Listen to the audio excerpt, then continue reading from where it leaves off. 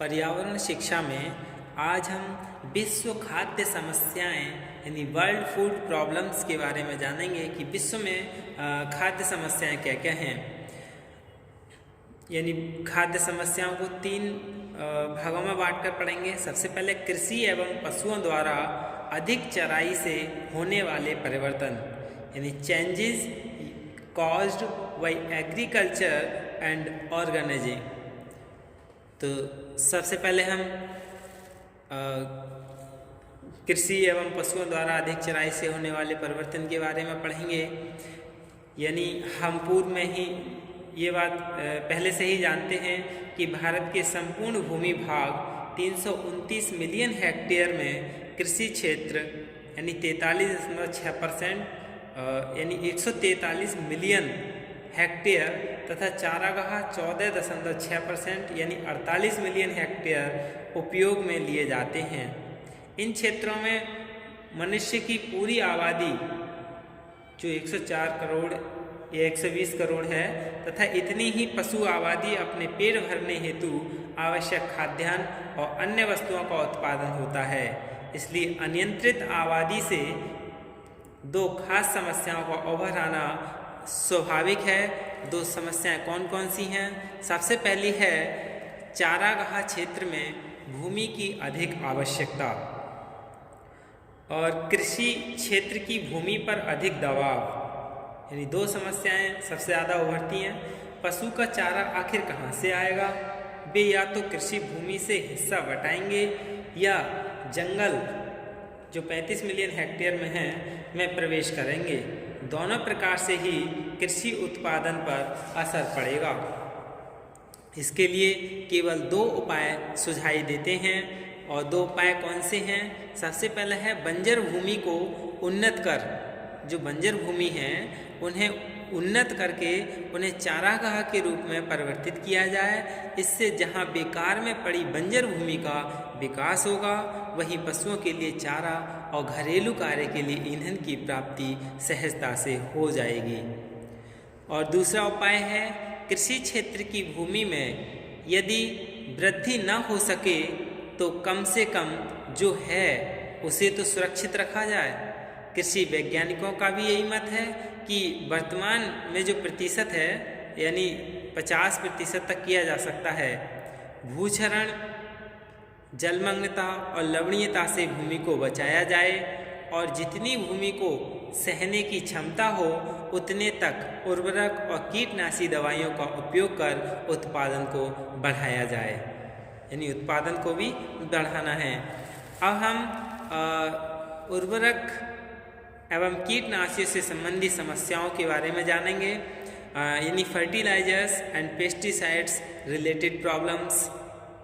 तो सबसे पहली प्रॉब्लम्स है विविध रासायनिक उर्वरक यानी डिफरेंट केमिकल फर्टिलाइजर्स। भारत जैसे कृषि प्रधान क्षेत्र में खेतों की मिट्टी को उपजाऊ, रोग रहित और सुरक्षित एवं संरक्षित रखने का उत्तरदायित्व किसानों ने जन्मजात लिया है। किसान चाहे गणित और विज्ञान की भाषा न जानते थे पर यह उन्हें जरूर मालूम था कि एक बार उपज लेने के बाद खेतों की मिट्टी को किन किन सुधारों की आवश्यकता है जिससे वे अगली फसल को भी अच्छे उत्पादन की श्रेणी में ला सकें।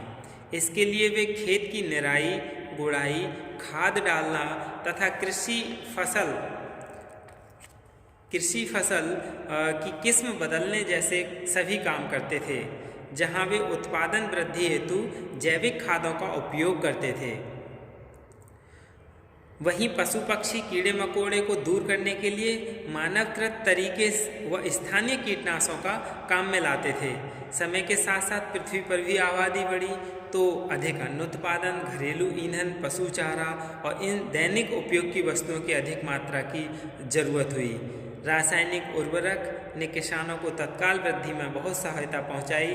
भूमि की उर्वरता में वृद्धि के लिए 3 प्रकार के उर्वरक प्रचलन में हैं। सबसे पहला है नाइट्रोजन उर्वरक, दूसरा फास्फेट उर्वरक जिसका रासायनिक सूत्र P2O5 है और फिर है पोटास उर्वरक यानी पोटास फर्टिलाइजर K2O इसका रासायनिक अणुसूत्र है। अब जो इन उर्वरकों की कितनी कितनी मात्रा किस किस प्रकार की भूमि या किस किस प्रकार की उपज से संबंधित है, ये हम जानेंगे। यानी प्रयोग में आ रहे कुछ रासायनिक उर्वरक के बारे में कि कौन कौन से प्रयोग में आ रहे हैं।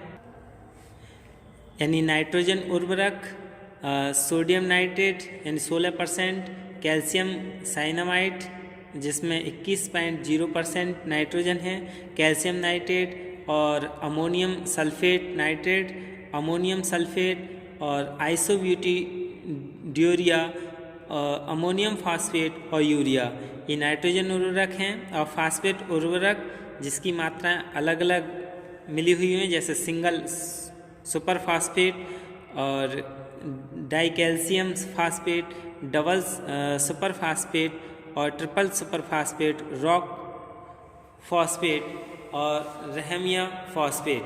अब है पोटेशियम उर्वरक यानी पोटेशियम फर्टिलाइजर्स, यानी इसमें पोटेशियम क्लोराइड 62% और पोटेशियम मैग्नीशियम सल्फेट 22% और यानी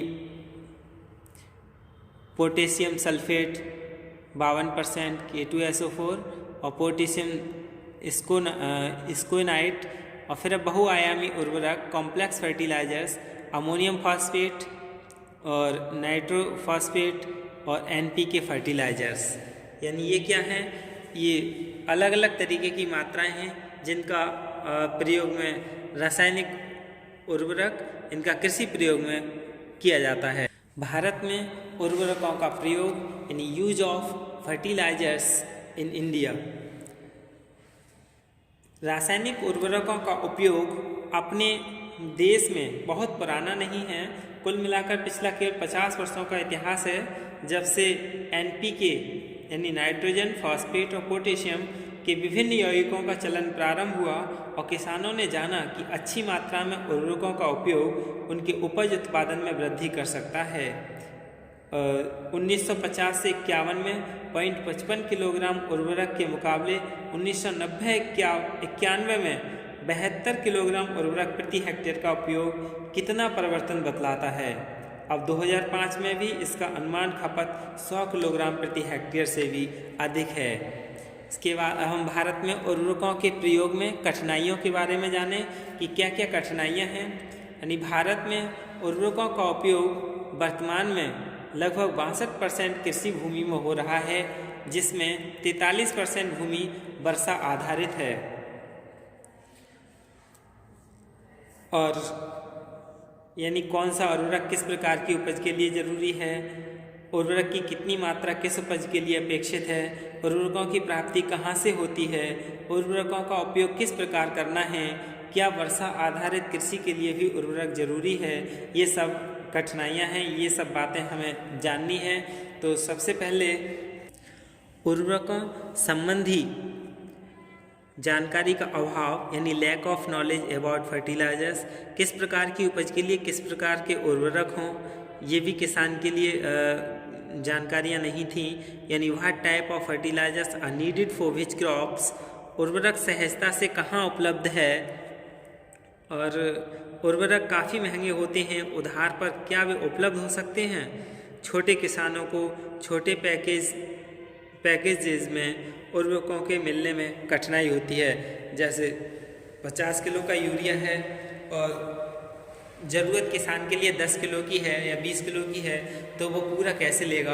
यानी इस तरह के छोटे छोटे पैकेटों की भी क्या एक कठिनाइयाँ हैं। और भी बहुत सारी कठिनाइयाँ, जैसे क्या उर्वरक वितरण अथवा आपूर्ति ग्राम स्तर पर संभव है, क्या सरकारी टेक्नीशियंस की नियमित सेवाएं प्रत्येक किसान को निःशुल्क मिलने की व्यवस्था है, और ये सभी क्या हैं कठिनाइयाँ हैं।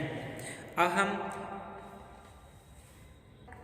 उर्वरकों के पर्यावरणीय प्रभाव यानी इन्वायरमेंटल इफेक्ट ऑफ फर्टिलाइजर्स के बारे में जानें। यानी यह सामान्य सिद्धांत बन गया है कि मिट्टी के उपजाऊपन को बनाए रखने और उसे क्रमोन्नत यानी क्रम से उन्नत करने में उर्वरकों का उपयोग किया जाता है।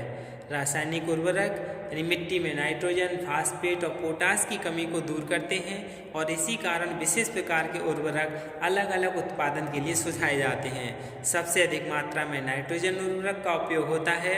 ये मनुष्य के स्वास्थ्य पर श्वसन संबंधी रोग, गांठों का बनना और मिथेमोग्लोबिनेमिया और कार्सिनोजेनिक नाइट्रोसेमाइंस जैसे रोग उत्पन्न कर सकता है। फास्फेट उर्वरक का उपयोग दूसरे स्तर पर होता है, यानी पहले पर सबसे ज़्यादा नाइट्रोजन का, फिर दूसरे पर फास्फेट उर्वरक का सबसे ज़्यादा प्रयोग होता है। कृषि उत्पादन में बहुत महत्वपूर्ण हिस्सेदारी निभाने के बावजूद इसका प्राप्ति स्रोत बहुत सीमित और विश्व में बहुत कम स्थान पर है।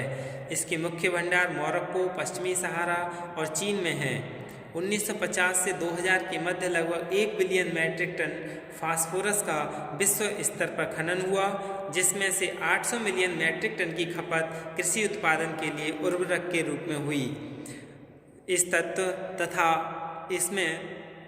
इससे बनने वाले उर्वरक जो फास्फेट और पोटेशियम फॉस्फेटिक एसिड का कोई विकल्प नहीं है। विश्व के लगभग सभी देशों को अन्य देशों पर निर्भर रहना होता है। इसकी अधिकता से जलकुंभी और शैवाल की अत्यधिक वृद्धि, वायुमंडल में ऑक्सीजन की कमी, पानी की गुणवत्ता में कमी और पारितंत्र की गड़बड़ आदि हानि संभव है। पोटास की आवश्यकता तब अधिक होती है जबकि उगते समय उत्पाद अप्रत्याशित व्यवहार प्रदर्शित करते हैं। पत्तियों का फट जाने में, फलों का ठीक से ना उग पाना, उपज में अत्यधिक कमी का दृष्टिगत होना, इसके बहुत सारे लक्षण हैं। तब क्या है, हम पोटास का उपयोग करते हैं। और फिर नाइट्रोजन के साथ पोटास सभी कमियों को दूर करने में अपनी अहम भूमिका निभाता है। पोटास की मात्रा का उपयोग बेहद महत्वपूर्ण है। इसकी कमी और अधिकता दोनों ही अच्छी नहीं मानी जाती है। नारियल, खजूर, कॉफ़ी और केला में इनकी उपयोगिता अधिक आंकी गई है। गन्ने में चीनी की अधिक मात्रा पोटास के उचित उपयोग पर निर्भर करती है। पोटास की कमी से जंगलों में कृत्रिम वन की झाड़ियाँ और इस प्रकार की पैदावार में कमी पाई गई है। पूर्वी अफ्रीका में सीसल के वृक्षों में पोटास की कमी से बेंडिंग डिसीज़ आम बात है, जिससे रेशों की मात्रा और गुणवत्ता में कमी हो जाती है। इसलिए खेत में जिस तत्व की कमी होती है उसी तत्व का सबसे ज़्यादा उपयोग करना चाहिए और अनाश्रित किसी चीज़ का उपयोग नहीं करना चाहिए। अब ये तो पता है कि सबसे ज़्यादा कृषि उपज में किसका उपयोग होता है, नाइट्रोजन का, फिर फास्फेट का, फिर पोटास का, यानी इस तरह से इनका उपयोग होता है। यही क्या है, उर्वरकों के पर्यावरणीय प्रभाव है। धन्यवाद।